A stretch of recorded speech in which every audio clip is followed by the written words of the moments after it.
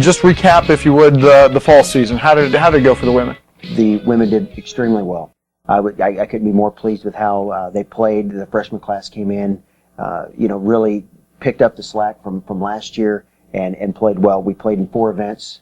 We got third in 2 events, and we actually won 1 event, the Baker Invitational, at a very tough golf course over by Topeka called Firekeeper.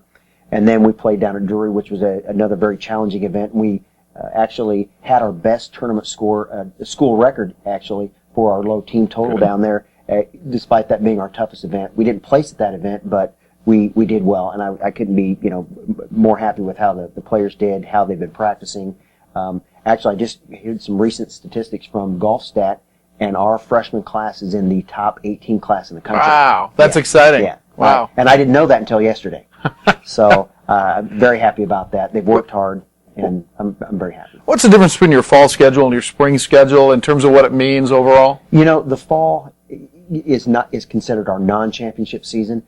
And although you will see a lot of teams play more events sometimes in the fall because of the daylight. Yeah. And the spring, it depends on it's considered a championship season. So the championship period comes up, towards the end of April for us. It's a little tougher for the men, so a lot of tournaments get crammed in, and so you will not have as many. And unless you want to do a lot of traveling south, Arizona or California, some things like that, but we don't do that. We're not going to go someplace like that? No, not till next year. Okay, that's good. Next year we're looking at a few of those events. So, but basically the big difference between fall and spring is just I think things get a little tougher. The type of events that we play are much more critical to our rankings, especially for the men's side. The rankings even much more critical, and they have to play in some of the regional events where the women have to play in a certain amount of events against Division II competition. When does the women's season actually start for you? We start the 10th of March. We have a dual event with Rockhurst University. We call it the Early Bird, and actually we have a variety of teams from NAI Division I teams to Division II teams from the Great Lakes Valley to the MIAA. So we are bringing in some of the top teams. Good competition. Very good competition, and for the women and for the men. Bob, we haven't talked about any of the individuals that you have on your women's golf team. You want to talk about some of those people? Absolutely. Our captain, Chelsea Williamson, has done a great job, a fantastic leader. Then we have the other, junior third-year players. We have Haley Johnson and Taylor Weibel. All have been, contributed very nicely to the team. Brittany Dillon is also one of the juniors. She didn't play in the fall, but she's back and she's ready to go in the spring. And Chloe Kittle also. She is a sophomore. She's actually statistically the best player on the team. She had run into some things where she's not playing this year, but she's going to be ready to go. Right. And then the freshmen, we have Alex Steinkamp, Courtney Wells, Madison, Smith, Alexis Buford, and then we have a walk-on by the name of Angel Wansing. All have done extremely well. Like I said, they're ranked in the top 18 in the country based on scoring average.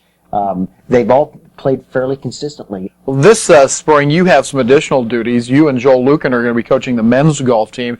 Tell me about how that dynamic is going to work and what you're expecting out of the men this year. I enjoyed. I like the opportunity to work with the men. I tend to find that the men like to be out on the golf course more than the women's side for whatever reason.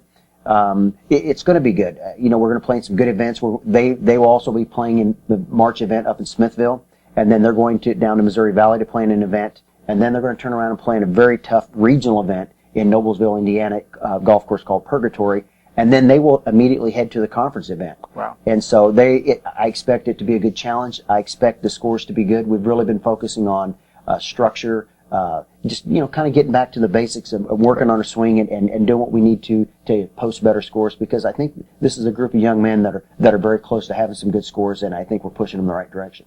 Who are the top golf teams on the women's side in the conference? Probably for both. You're looking at Indianapolis. Yeah. Drury, typically has a good program. UMSL has been good. There are no teams that are not good. Right. They're always fighting. Southern Indiana has a good team. But traditionally, and probably most consistently, I would probably say Indianapolis and Drury tend to be the ones that are the best.